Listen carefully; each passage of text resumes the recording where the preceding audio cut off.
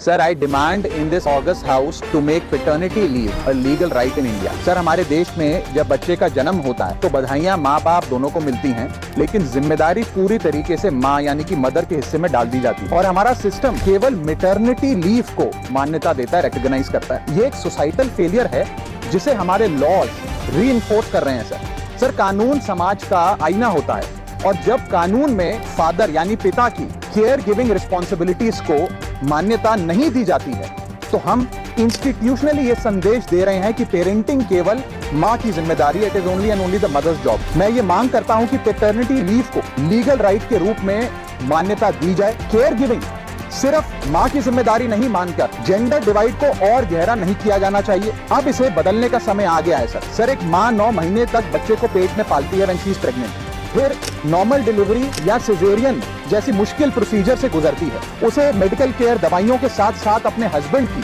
Physical, mental और emotional support की भी जरूरत होती है। पति की भी बीवी के प्रति केयर गिविंग रिस्पॉन्सिबिलिटीज होती हैं, सिर्फ बच्चे के प्रति नहीं।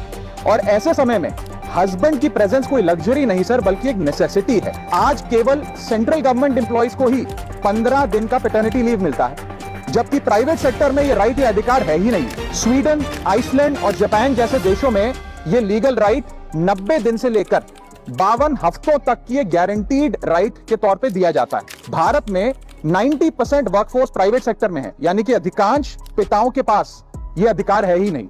इसीलिए मैं सरकार से मांग करता हूं कि पैटर्निटी लीव को लीगल राइट बनाया जाए, क्योंकि केयर गिविंग सिर्फ मां की ही नहीं बल्कि एक shared responsibility of both the mother and the father. Thank you sir.